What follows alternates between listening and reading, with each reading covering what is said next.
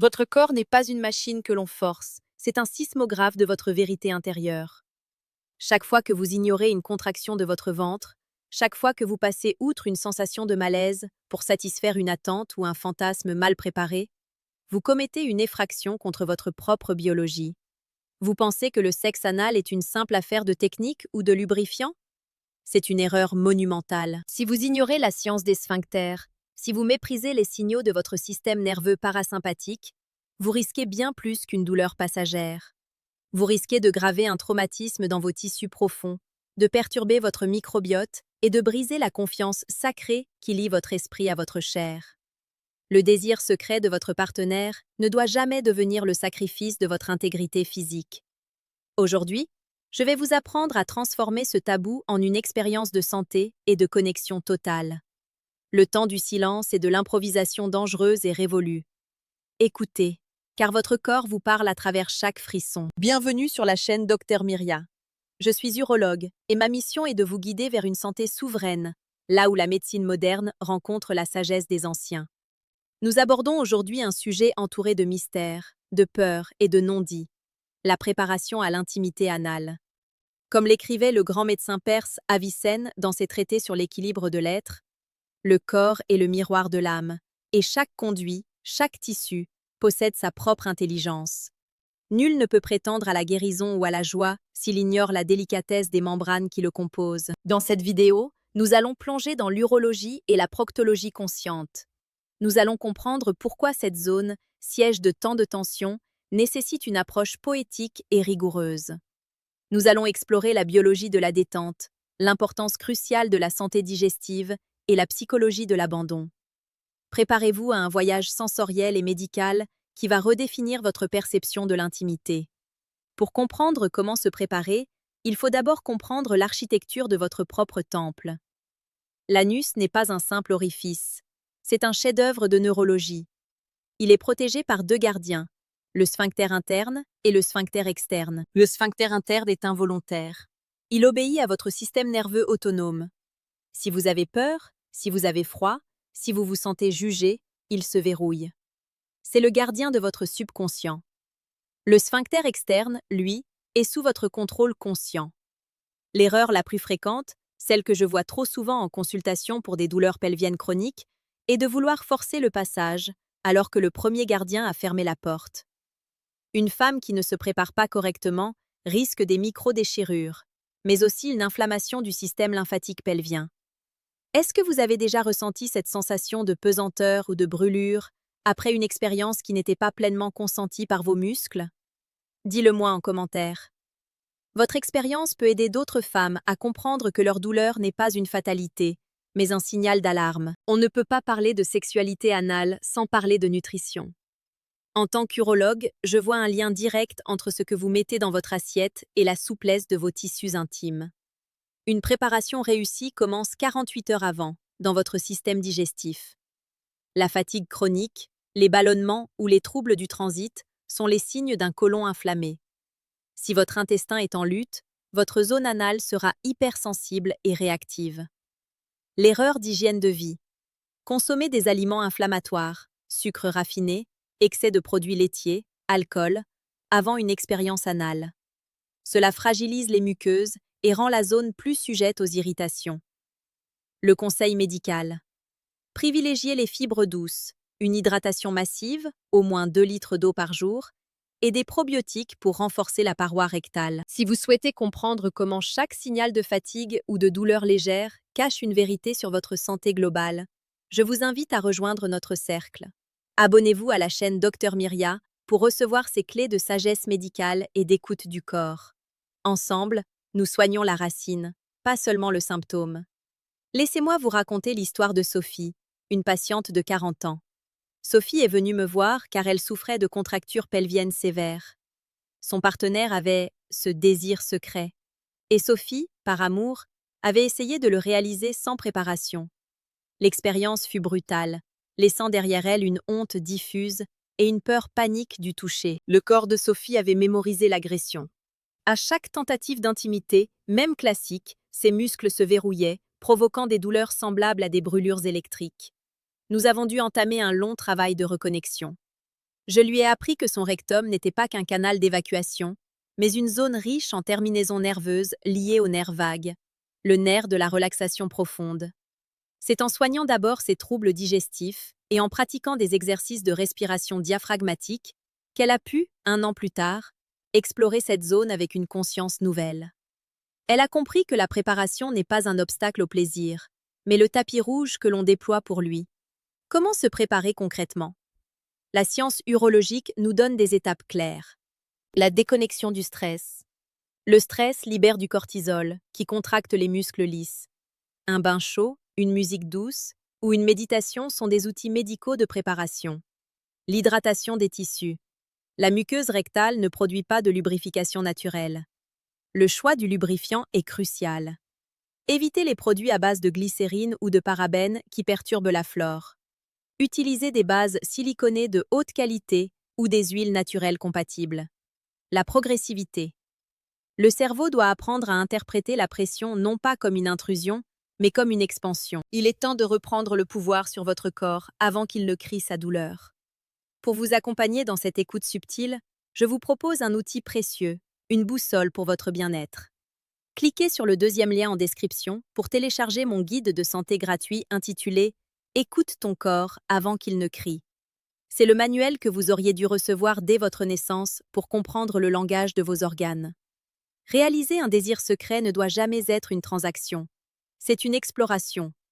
Si vous ressentez la moindre hésitation, votre corps le saura. La préparation la plus importante est mentale. En urologie, nous appelons cela la neuroréceptivité.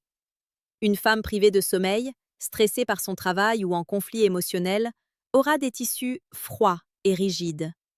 Le désir secret ne peut s'épanouir que dans un terrain de sécurité totale. Exemple concret, une dispute non résolue le matin peut causer une contracture rectale le soir.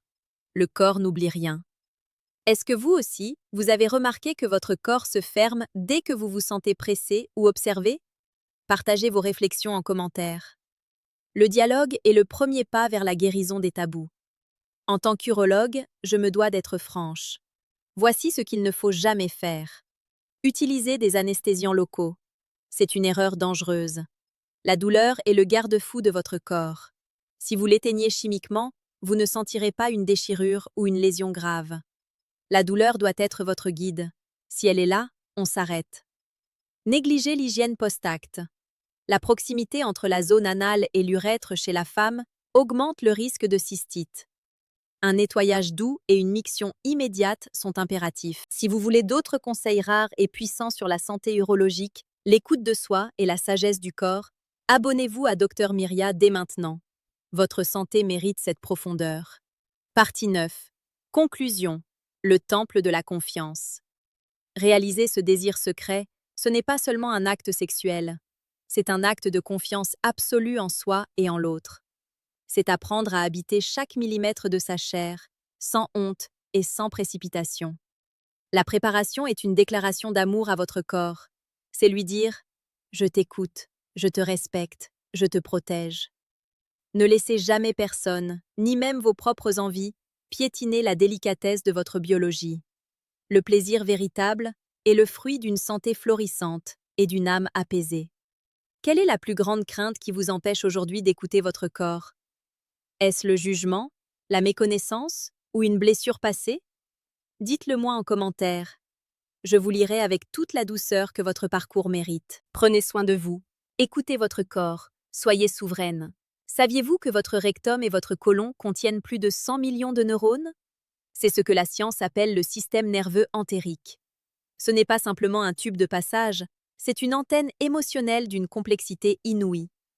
En position de préparation, vous ne parlez pas seulement à un muscle, vous parlez à votre deuxième cerveau. Lorsque vous envisagez de réaliser ce désir secret, ces neurones s'activent instantanément. Si vous ressentez une appréhension, vos neurones entériques libèrent des neuropeptides de stress qui modifient la texture même de la muqueuse. Elle devient plus fine, plus fragile, moins irriguée. En urologie, nous observons que les femmes souffrant du syndrome de l'intestin irritable ont une sensibilité rectale exacerbée. Le secret médical pour une préparation réussie est la cohérence cardiaque. En stabilisant votre rythme cardiaque par une respiration lente, Vous envoyez un signal de paix directement à votre système nerveux entérique via le nerf vague.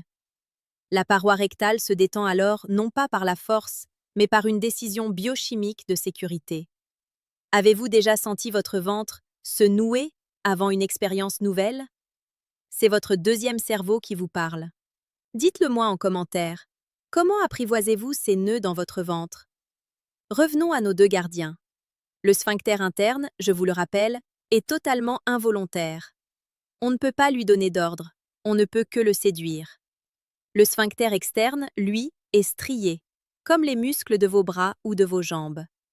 L'erreur la plus dévastatrice est celle qui mène souvent aux urgences proctologiques ou urologiques et la contraction réflexe. Si vous contractez le sphincter externe alors qu'une pression est exercée, vous créez un conflit de force qui peut mener à des fissures anales ou à des hémorroïdes internes. La préparation correcte utilise la méthode de l'expiration forcée. Au moment du contact ou de l'entrée, vous devez expirer comme si vous souffliez dans une paille. Cette action inhibe mécaniquement la contraction du plancher pelvien. C'est une loi de la physiologie. On ne peut pas expirer profondément et contracter son périnée avec force en même temps. C'est en maîtrisant ces micro-détails de votre propre machine que vous transformez une peur en une puissance. Marc et Léa formaient un couple solide, mais ce désir secret était devenu une ombre entre eux. Léa voulait faire plaisir à Marc, mais son corps criait « non » à chaque tentative. Elle se sentait défaillante, et Marc se sentait coupable. Ils étaient dans une impasse de frustration et de tristesse.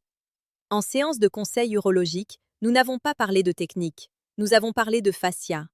Je leur ai expliqué que les tissus de Léa étaient secs émotionnellement. Nous avons mis en place un protocole de 3 semaines où il n'était question que de massage du bas du dos et du sacrum, sans aucune tentative de pénétration. Pourquoi? Parce que les nerfs qui irriguent la zone anale trouvent leur origine dans les racines sacrées et segdolaires. En massant le sacrum de Léa, Marc aidait son système nerveux à envoyer des signaux de vasodilatation vers le rectum. Le jour où ils ont enfin franchi le pas, Léa n'a pas ressenti d'intrusion, mais une continuité. Elle a pleuré de soulagement. Ce n'était pas la technique qui manquait, c'était le temps de la maturation tissulaire. Ne soyez jamais pressé avec votre propre chair.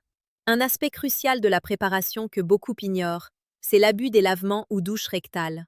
En tant que médecin, je vois des patientes qui, par peur de l'impureté, décapent littéralement leur muqueuse rectale avec des produits chimiques ou des lavages trop fréquents. C'est une erreur urologique et immunitaire majeure. Vous détruisez la couche de mucus protectrice et perturbez le microbiote local. Une muqueuse décapée est une muqueuse qui s'enflamme au moindre frottement. La préparation doit être douce, une hygiène externe impeccable et, si nécessaire, un lavement à l'eau tiède pure, mais jamais d'excès. Votre corps a besoin de son équilibre bactérien pour rester souple et résistant. Si vous voulez apprendre à protéger votre écologie intérieure tout en explorant les sommets de votre plaisir, assurez-vous d'être abonné à la chaîne Dr Myria. La connaissance est la meilleure des protections.